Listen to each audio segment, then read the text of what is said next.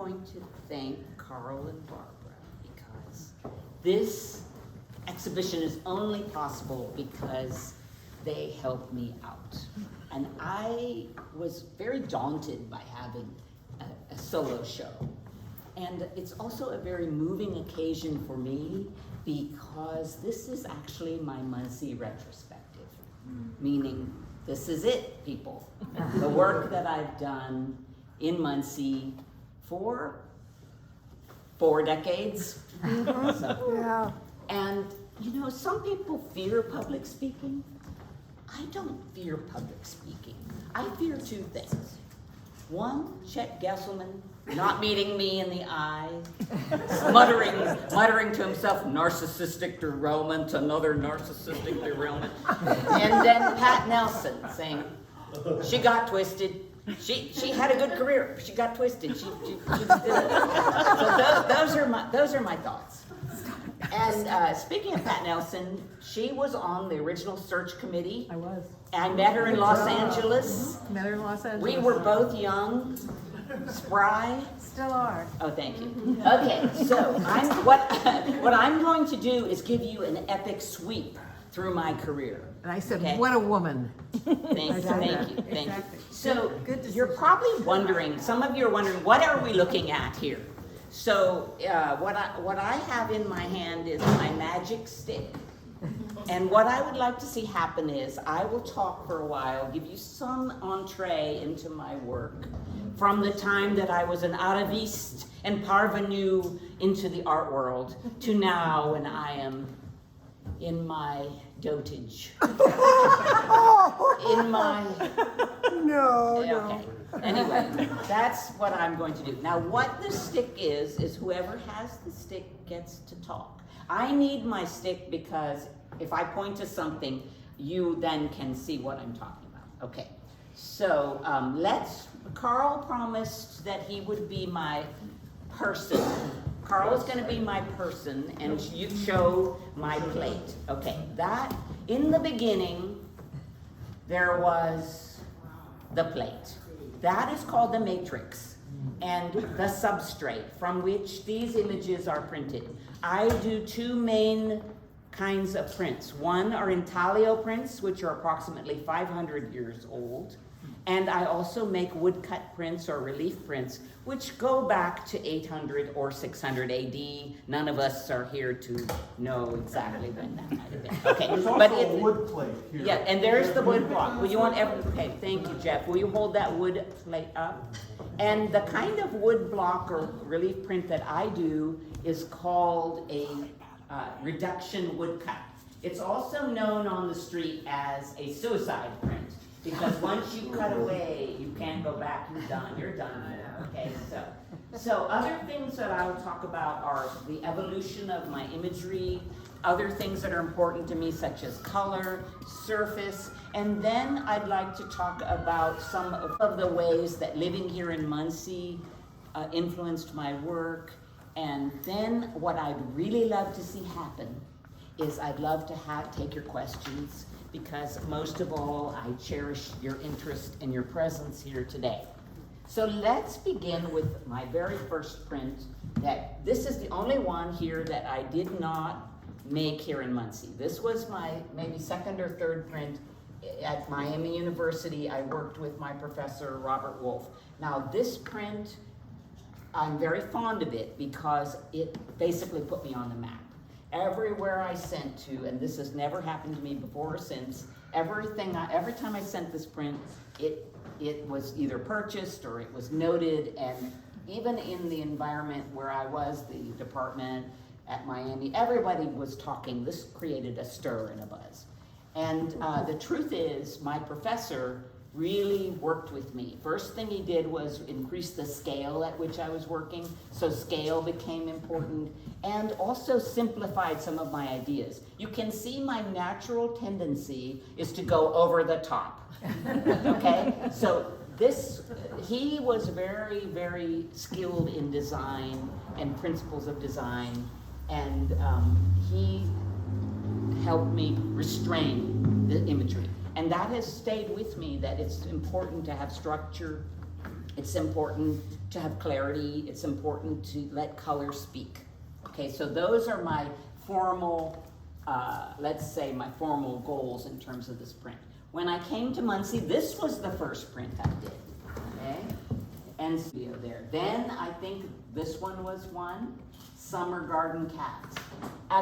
When I did this, I was living in a sort of terrible apartment, and I didn't have access to plants or nature or anything. So I started with my work really being derived from my own creative imagination. I was influenced by fiction, stories, fairy tales, songs, basically memory. As a child, I loved magic. Like I look at my bookcase when I go back to my mother's house, and there'll be books like Half Magic, Magic by the Lake, Little Witch. I really like that realm of the world. And I also was influenced a lot by the symbolists, Rousseau, Redon. At this time, I really didn't have outside references in terms of my imagery. As time went on, let's see, when did I meet David? It must have been about, a few years before I did this work. And the influence, you might wonder, well, two artists, what influence did he have on you? One was the fact that all his work is derived from drawing, and drawing from life. So I often would accompany him to places such as zoos or county fairs, things like that. And I began considering that more in my work, and you can see that. Let's look over there above. You see those that print is called 9 newts. And those newts were actually my pets. One was called Queequeg, and one was called Green Bean. And Green Bean was my favorite. I really loved Green Bean. He was like my son. Green Bean was like my son. But he was mischievous. I'm sorry, he was my son. And he was so mischievous. One day he got out of the tank, and my mother-in-law was visiting, and I was so worried that he was gonna be in her bed or something. But no, he had a tragic ending. I found him. He was about this yay big. He was about yay big when he was found, and it was tragic. But here he is immortalized in my print. And that turtle, I drew him in a pet store in Muncie, and the owner held that turtle for me while I drew. It was such a moving experience, because he held that and held it still, and then I drew that. And so I tried to capture the different patterns on the turtles and so forth. Okay, elephants. This one was probably from a zoo. This one, Mama and Baby. And this one has a really personal context, because I very much longed for my own child. And I'm so happy to say she showed up today. But anyway, I had such longing for that. And so there's the mama and there's the baby. Okay, so that's a little bit of personal influence. This one over, what I did with this, I got entranced with night scenes and the moon. And the reason was, at night, you don't see all the details. It feels like a different space. And you become one with the cosmos. You gaze at the moon the way humans have from the dawn of time. So you feel that primordial pull. And I'm glad you mentioned that solar eclipse, because I have decided that we need moonlight as much as we need sunlight, and that we deserve, as natural creatures of the earth, we deserve these things. So often in my work, you'll see full moons. This also has hostas, and it has clematis. And those are things that grow in my garden here in Muncie. And let's see what else grows in my garden here in Muncie. Well, these are 4 clocks, which are very important to me, because at night they have that fragrance and they attract praying mantises. See that? And so I actually captured one in a jar and drew that, and then embedded that into the print. These are zinnias, and let's see, this is a work of fiction, complete fiction. This tree, though, is in our backyard. It's our Japanese maple, and I love that tree with the passion that I can't even describe. I love that tree. Every day I look at that tree, And every day I have a little bird feeder and I look at those birds. And I note all the different birds that come. In fact, Chet once posted a little thing about how a rose-breasted grosbeak came to his feeder. And you can't believe the envy I had. Envy! It was like, oh, I was really green and jealous. And then the following year, one came to my house, and it was just... I sent him over. Thank you so much. Okay. But no, really birds matter a lot, and I watch the birds, but that tree is a big Japanese maple. It's a stunning, large Japanese maple. Okay, what else can I tell you? Woodcuts. This is one that I did early on. This is part of a series. And each one had an iconic title of a talisman or icon that was important either to me or to my family. This one's called Mango. And this refers to a song that my father sang to all of his 4 children and all of his 6 grandchildren. And the lyrics are translated as such. Crow, get over here. Bring a big ripe red mango or I will cut off your ear. So that is the narrative there. This one, you will see the goddess Lakshmi. She was a favorite deity in our family because she is the goddess of good fortune. So if you want to, you could stand right under her and maybe she'll shine her beautiful light on you and kind of thing. Okay, Datura. In fact, Shantanu was just here and he was excited because there are Datura in this print. Now, I had this plant growing. It's also called Jimson weed. And I had this plant growing in my front yard, and my parents showed up, and I heard this commotion. They were screaming, Datur! Datur! And that's how you pronounce it in their language. So, and they were excited because that was a native plant in India. Okay?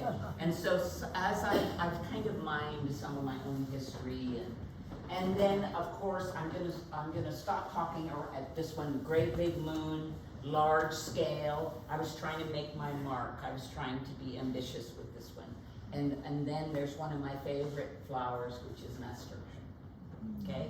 So I've tried to give you an entree into my world, my imagery, and I would love it if any of you took the magic stick and pointed to something and asked a question. Anybody? Pat? I will just make a statement. Okay. Now that You want the stick? I've Magic stick? been disrupted several Okay. times. The quality of etching. We were kind of poor etchers in the metals area. Then I met Sarojini and she taught me how to etch. We were the etching capital of the U.S. in terms of metals programs because we could really etch. Yeah. Because you taught us how to do all this layered stuff and all this wonderful texture. So I thank you. You made my job a lot easier. Well, you saved my bacon so many times. I don't want it to do any confessions right now. Oh, thank you. Okay, anyone else want the magic stick? You don't have to take the magic. Scott, you want the magic stick? JK. I want the magic. Okay, take the magic stick. Which one is a good example of open bite? All of them, except for the woodcuts. Wait, I'd face it. of what? This is open by right there. What does Yeah, that open mean? by. This is Explain that, Sarojini. What's that? What does that mean? Open bite means you just let the acid do its thing. You don't put any, you don't draw a line, you just leave it open. It's sometimes called deep etch also. This is also my trademark dots. This is my trademark dots, where I do the little tiny dots. Other trademarks of mine, where's my aquatint mosaic? I have all these, I have a vocabulary marks. These little marks mean something to me. They're little tiny line things. Somewhere I do, when I was young, I was like a virtuoso of certain things like aquatint. I could make it do anything. I don't know what happened. I think the spray paint that I use is less toxic now. I don't something like that. I think it was. I think the chemicals make a difference because I think the paint doesn't stick like it once did. What is the acid you use to etch? I use nitric, or we did use Dutch Mordant until David ran screaming from the room once when I was trying to etch some copper. So then I couldn't, because I'm very phobic. Like health matters a great deal. Okay, now, who needs the stick? Who wants, nobody likes I have a question, but I don't need the stick, because I'm not gonna point at anything. I have a question, you talked about how you take these objects and things and plants that are part of your life, and I've grown those damned Indian vegetables in these roots, and I wanna know where they are in the print. Oh, none of these, I don't have that. That print where it has the plant that you grew, but, this one, these are the Indian ones. These are my, heavenly blue morning glory, which I'm obsessed, absolutely obsessed. Do you all have that too, where you get obsessed with something and you it's just like it, every day you just think about it and when you pine for it during the winter and you hope that it'll grow. And also this purple clematis. One time the people that mowed our lawn when we were on vacation killed my clematis, and you would have thought I lost. But I was just bereft. It was awful. Anybody else want? Okay, I see a question. I Debbie. arrived late, so you may have already answered this, but do you have a favorite piece that's displayed, and if so, why? I like this one. I think it saved my marriage. David would ask me forever, when are you gonna do that? When are you gonna do that tree of birds? You're talking about the tree of birds. When are you ever gonna do that? And he doesn't usually do that. He's very gentle with his suggestions. But I think he was disappointed because I hadn't worked on this. And so the origin story of this is I drew each and every one of these birds in a natural history museum. But this again is the red maple, and the idea is that one day I wake up, look outside, and there are all these different kinds of birds that don't even exist here in Indiana. So then I say, David, come on, look outside, come over here, because anytime there's a cool bird, I always ask it. I go, David, shh, come over here. Or if he sees one, he's like, be quiet, don't move. There's a bird out there. It doesn't matter if it's just like something pretty ordinary. But we get very excited with our birds. Okay, anything else? Oh, I see. Okay. What is the resist you use? I use asphaltum. All right. Yeah, asphaltum. And so when you do your little dotting, is there a tradition that you have developed with your dotting? No. I just do my dots. With a good brush. With a very good tool. Yes, I have very good tools. But this was probably the most intricate dots I ever did in my And she whole time etches the dots, there's dots are etched at many different layers. Yeah. Yeah. That was the trick in etching that I learned And the from you. layers? But see, these are like a vocabulary that I developed, so I know just instinctively how long to leave them. Once in a while, I'll leave them in too long, and then it's terrible, because the dots don't have the clarity. So you do have to be a little careful. Yeah. Sarojini, what's the purpose of having most of the pictures framed? If you have a frame within a frame. Oh, that's to underline the fact that this is not real life. This is a stage. This is fiction. Okay, this is not real. This is a fictional scene. So Also, you're saying it's like this here. is the Yeah, foundation. this is a stage. And then this little bit in the outside foreshadows what will happen inside, and it all works together. It's all meant to work together. In the elephants, we have the pattern. Where are the elephants? Right there. Oh, here, yeah, okay. The pattern of the elephant is in the border, and then we have the pattern inside. So we have a repetition. So I love logical progression. And when things don't make sense to me design-wise, I struggle. I'm like worried about it, and I get in a conundrum, and it's very, very stressful. Thank you for the question. Thank you for all your questions. Thank you so much. Thank you. Sarojini. Sarojini is going to be